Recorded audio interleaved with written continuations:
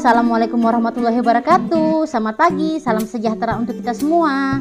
Halo anak hebat, apa kabar kalian hari ini? Ibu harap kalian semua masih dalam keadaan baik, luar biasa, dan tetap bersemangat ya. Baiklah anak-anak, sebelum kita melakukan aktivitas pembelajaran kita hari ini, ada baiknya kalian berdoa terlebih dahulu menurut agama dan kepercayaan kalian masing-masing, agar apa yang akan Ibu sampaikan pada kesempatan kali ini dapat mudah kalian mengerti. Puji syukur kehadirat Allah Subhanahu wa Ta'ala, karena berkat berkah dan karunia-Nya kita dapat kembali berjumpa di video pembelajaran hari ini. Nah, kali ini kalian belajar IPA akan ditemani oleh Ibu Julia Sapitriah SPD dari SMP Negeri 6 Pasir Blengkok. Baiklah anak-anak, pada kesempatan kali ini kita akan belajar mengenai tentang sistem pencernaan pada manusia. Nah, adapun tujuan pembelajaran kita hari ini adalah mengenai materi sistem pencernaan pada manusia. Kalian mampu memahami tentang yang pertama, kebutuhan energi sehari-hari. Kemudian kalian juga nantinya dapat mengetahui jenis-jenis nutrisi yang diperlukan oleh tubuh. Pernahkah kamu merasa lapar ketika kamu belajar di sekolah? Saat kamu lapar, apa yang akan kamu lakukan? Mungkin kamu akan pergi ke kantin dan membeli makanan untuk kamu makan, sehingga rasa laparmu bisa hilang. Nah, setelah itu kamu bisa dan kamu sudah siap untuk mengikuti pelajaran selanjutnya. Menurutmu, mengapa tubuh kita butuh makan? Nah, apa sebenarnya yang dikandung di dalam makanan sehingga setelah memakannya kita dapat melakukan aktivitas? Nah, ingin tahu jawabannya? Nah, ayo kita pelajari materi ini dengan penuh semangat. Maha besar Tuhan yang memberikan negara kita sumber daya alam yang melimpah. Di Indonesia merupakan negara agraris yang sangat subur, serta memiliki potensi alam yang sangat luar biasa. Berbagai jenis tanaman atau tumbuhan sebagai penyedia makanan pokok bagi manusia dapat dengan mudah kamu temukan, seperti padi, jagung, sagu, umbi. Nah, bahan-bahan pokok ini berfungsi sebagai sumber karbohidrat yang merupakan pemasok energi utama untuk tubuhmu. Nah, selain itu, berbagai jenis buah-buahan dan sayuran sebagai sumber vitamin dan mineral juga tumbuh subur di negara kita. Makanan merupakan sumber energi utama bagi makhluk hidup. Tanpa makanan yang masuk ke dalam tubuh, manusia dapat mati karena tidak punya energi untuk bertahan hidup. Nah, coba kamu pikirkan, apa yang akan terjadi jika kamu tidak makan selama 3 hari saja? Tentu tubuhmu akan merasa lemas dan tidak berenergi.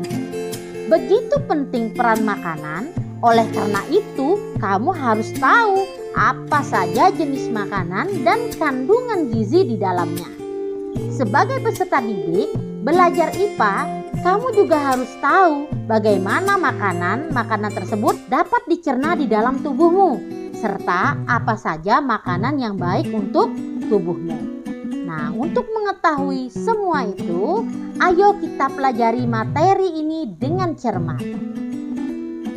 Yang pertama, kita akan membahas nutrisi. Nah, coba kamu perhatikan dan kau ingat-ingat kembalilah. Nah, apa saja aktivitas yang kamu lakukan sehari-hari? Nah, hampir setiap hari kamu harus belajar, kemudian mengerjakan tugas atau melakukan kegiatan lain di luar rumah.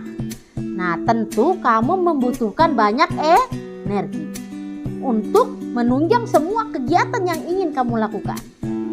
Nah, pada masa pertumbuhan ini, kamu membutuhkan asupan nutrisi yang cukup untuk menunjang kegiatan yang akan kamu lakukan sehari-hari.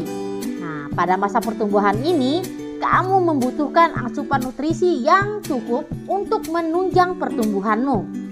ketika kamu lapar, makanan apa yang kamu pilih? Makanan yang sesuai dengan seleramu atau memilih makanan berdasarkan nilai gizinya? Banyak orang yang lebih mementingkan rasa dibandingkan nilai gizi yang terkandung di dalam makanan tersebut. Sepotong roti tawar akan mudah kita santap, namun hanya memberikan nutrisi yang kita butuhkan. Tahukah kamu bahwa nutrisi pada makanan berperan dalam memberikan energi dan bahan untuk perkembangan dan pertumbuhan serta perbaikan sel oleh tubuh? Oleh karena itu, kamu harus memilih makanan dengan kandungan nutrisi yang tepat dan yang sangat penting untuk tubuhmu. Nah, pernahkah kamu memperhatikan kandungan nutrisi apa saja yang ada pada makanan yang sering kamu makan? Nah, agar kamu mengetahuinya, nanti kalian akan disuruh untuk melakukan berbagai macam aktivitas. Nah, sekarang apakah dengan makan makanan ringan favoritmu itu, kamu sudah merasa kalau nilai gizi harianmu itu sudah tercukupi untuk menunjang kegiatanmu sehari-hari? Nah, apakah dengan hanya mengkonsumsi makanan ringan, kamu dapat mendapatkan banyak energi? Nah, tentu saja tidak. Nah, karena kamu butuh makan makanan pokok seperti nasi, lauk pauk, sayuran, dan buah agar kamu mendapatkan cukup energi. Kemudian tadi Ibu mengatakan kalau kita membutuhkan energi yang cukup untuk melakukan aktivitas kita sehari-hari. Nah, pernahkah kamu berpikir apa sih fungsi dari energi itu untuk tubuh kita? Nah, tubuhmu membutuhkan energi untuk setiap kegiatan seperti tadi belajar, berjalan, bahkan untuk membaca buku kamu juga membutuhkan energi. Nah, tubuhmu juga menggunakan energi untuk mempertahankan suhu normalnya, yaitu sekitar 37 derajat Celcius. Energi ini berasal dari makanan yang kamu makan. Nah, jumlah energi yang diperlukan oleh tubuhmu untuk melakukan aktivitas tersebut menggunakan satuan kalori. Nah, sama halnya dengan tubuh, jumlah energi yang tersedia di dalam makanan juga diukur dalam satuan kalori. 1 kalori menunjukkan jumlah energi yang dibutuhkan untuk menaikkan 1 gram air sebesar 1 derajat Celcius. 1 kalori sama dengan 1000 kalori. 1000 kalori sama dengan 4200 Joule. Sejumlah energi yang dibutuhkan untuk mendukung aktivitas metabolisme tubuhmu selama sehari-hari berbeda setiap masing-masing individu. Nah, beberapa faktor yang mempengaruhi kebutuhan energi dari seseorang antara lain adalah usia, kemudian jenis kelamin, serta aktivitas yang dilakukan seseorang. Nah, sebagai contoh, kamu akan cenderung lebih cepat lapar ketika kamu melakukan olahraga dibandingkan ketika kamu hanya duduk dan beristirahat. Nah, hal ini dapat terjadi karena pada saat berolahraga, kalori yang dibutuhkan oleh tubuhmu lebih banyak, sehingga pembakaran energi dari makanan yang kamu makan itu juga lebih cepat dibandingkan jika kamu hanya duduk beristirahat. Keseimbangan energi dapat terjadi ketika kalori yang masuk ke dalam tubuh melalui makanan sama dengan kalori yang dikeluarkan melalui metabolisme tubuh dan aktivitas otot. Dalam kondisi ini, berat badanmu akan cenderung tetap. Jika kalori yang masuk ke dalam tubuh melebihi kalori yang dikeluarkan, maka akan terjadi keseimbangan energi positif. Artinya, jaringan tubuhmu akan menyimpan lebih nutrisi tersebut. Kenaikan berat badan dapat terjadi jika sekitar 3.500 kilokalori disimpan dalam bentuk lemak pada jaringan tubuh. Sebaliknya, jika kalori yang dikeluarkan oleh tubuh melalui aktivitasmu lebih besar dibandingkan dengan kalori yang masuk ke dalam tubuhmu, maka akan terjadi keseimbangan energi negatif. Nah, artinya tubuhmu akan melakukan pembakaran simpanan nutrisi yang tersimpan di dalam tubuhmu untuk memenuhi kalori yang akan dibutuhkan lagi oleh tubuhmu. Hal ini dapat menurunkan berat badan. Oleh karena itu, untuk menjaga berat badanmu tetap seimbang, kamu harus menjaga agar kalori yang masuk ke dalam tubuh sama dengan kalori yang akan dikeluarkan. Kemudian kita masuk ke materi berikutnya, yaitu nutrisi.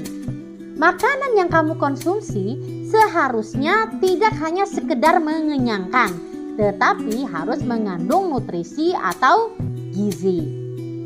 Nutrisi atau gizi adalah zat yang diperlukan oleh makhluk hidup sebagai sumber energi, untuk mempertahankan kesehatan, kemudian untuk pertumbuhan, dan untuk berlangsungnya fungsi normal pada setiap jaringan dan organ tubuh. Sebenarnya, makanan yang kamu konsumsi sehari-hari harus mengandung 6 jenis nutrisi. Yang pertama adalah karbohidrat, lemak, protein, vitamin, mineral, dan air. Jadi ada 6 nutrisi yang seharusnya kamu konsumsi setiap harinya. Karbohidrat, lemak, dan protein, nah itu dibutuhkan dalam jumlah yang sangat banyak. Sedangkan vitamin dan mineral itu dibutuhkan tubuh dalam jumlah yang cenderung lebih sedikit. Karbohidrat, lemak, dan protein juga vitamin merupakan nutrisi organik yang mengandung karbon. Sebaliknya, nutrisi anorganik seperti air dan mineral tidak mengandung karbon. Nah, makanan yang mengandung karbohidrat, lemak, dan protein itu perlu dicerna dan dipecah terlebih dahulu oleh tubuh. Sedangkan air, vitamin, dan mineral dapat diserap langsung ke dalam tubuh. Nah, anak-anak, itu tadi sedikit penjelasan Ibu tentang materi kita kali ini. Setelah menyimak penjelasan dari Ibu tadi, Ibu berharap kalian sudah bisa memahami tentang kebutuhan energi yang diperlukan tubuh sehari-hari. Dan kalian sudah mengerti jenis-jenis nutrisi apa saja sih yang paling dibutuhkan oleh tubuh kita. Nah, sekian penjelasan dari Ibu, dan ingat untuk selalu mematuhi protokol kesehatan dengan membatasi aktivitas di luar rumah dan senantiasa menjaga kesehatan diri. Ibu akhiri, wassalamualaikum warahmatullahi wabarakatuh. Tetap semangat belajar IPA ya. Dadah.